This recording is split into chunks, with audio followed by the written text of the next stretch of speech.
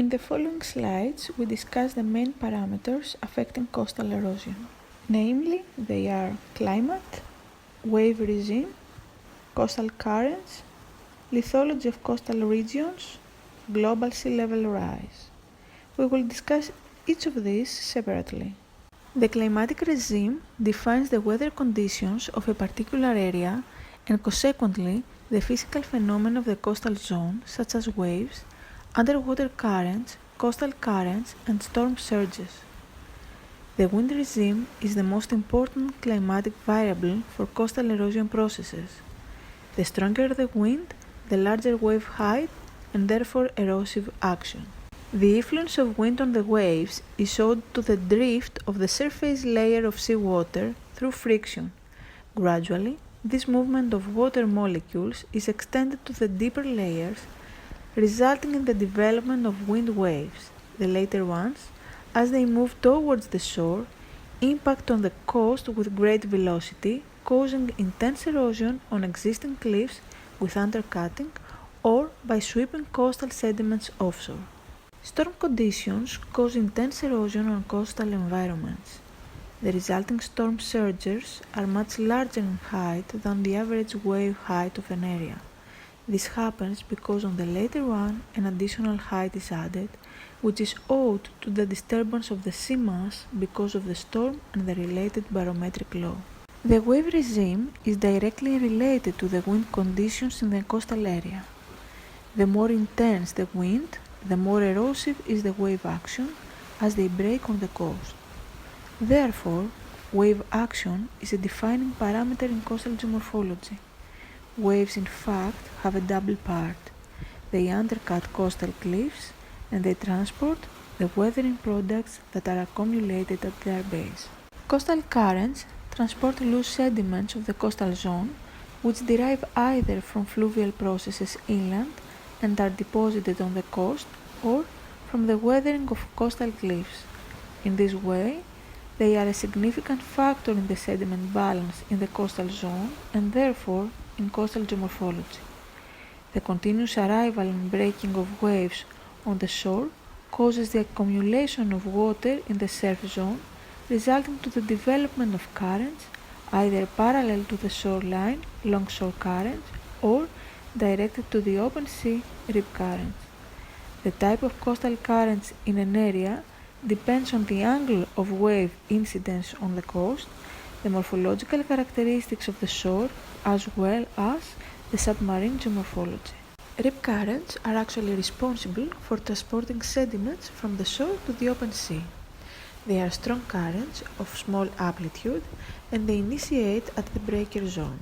Their characteristics depends on the sea level rise at the breaker zone due to the accumulation of water mass in front of this zone. Their length may reach 60 up to 750 meters, while their velocity ranges between 20 cm per second and larger than 2 meters per second. The lithology of coast is a very important parameter with regard to coastal erosion. The main parameter controlling erosion is the rock hardness, namely its resistance to subaerial and marine erosion. The rock's resistance to erosion is largely defined by its lithology. You may see in the slide that different rock types are characterized by very different erosion rates. Granitic rock, for example, are more resistant and quaternary deposits or loose volcanic deposits have a high erosion rate. Tectonically vulnerable areas may provide sites of accelerated erosion because of intense faulting and thrusting. Exposure to wave activity is also significant not only because waves actively erode the cliffs, but because they also remove material from their base. The height of a coastal cliff is also significant.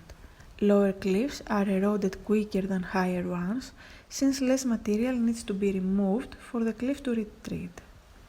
Coastal constructions in particular may lead to the disturbance of coastal currents and the relocation of the protective beach in front of the cliff, leading to accelerating erosion. In coastal zones with large wide beaches and no rocky cliffs, the erosion of sediments is more extensive and depends on granulometry. In coarse-grained coasts, the erosion is less significant in comparison to fine-grained coasts as they have more resistance to wave energy. Wave penetration is promoted by the existence of voids between grains. On the other hand, in fine-grained coasts, erosion is very significant because grain compaction is greater and the penetration of waves within is very limited. Here we can see an example of a sandy beach in front of a coastal cliff which reduces its erosion rate by protecting its base. Another important factor is global sea level rise. Although sea level rise is a normal phenomenon during an interglacial period, it appears that this rise is amplified by the anthropogenic global warming. The continuous global warming results of the continuous sea level rise due to the thermal expansion of ocean water in combination with ice sheet melting. You may see in the table how these phenomena contribute to the global sea level rise. You may see in this figure the rise in global mean sea level from 1880 to 2013 relative to 1990 level based on two sources.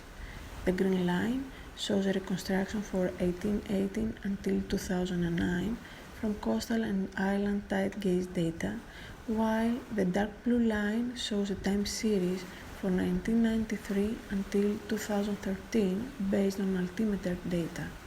In order to estimate the risk of sea level rise in a particular area, several factors should be taken into account. First of all, the rate and extent of rise.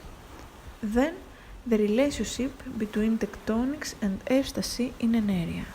Tectonically active regions eliminate or reinforce sea level rise depending on block movements.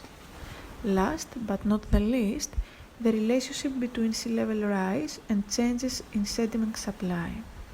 The change may result from a climatic change, anthropogenic or natural, through which erosion rate will be affected as a consequence of precipitation variations and vegetation cover or human interventions such as construction of dams, sand extraction, fires, etc.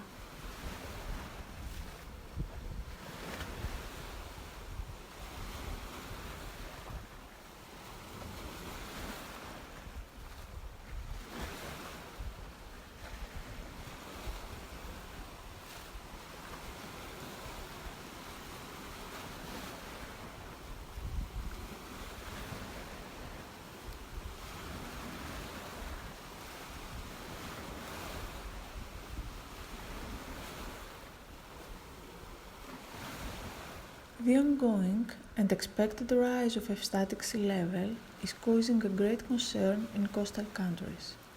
Sea level rise can cause coastal erosion, flooding of wetlands, and salt contamination of coastal aquifers.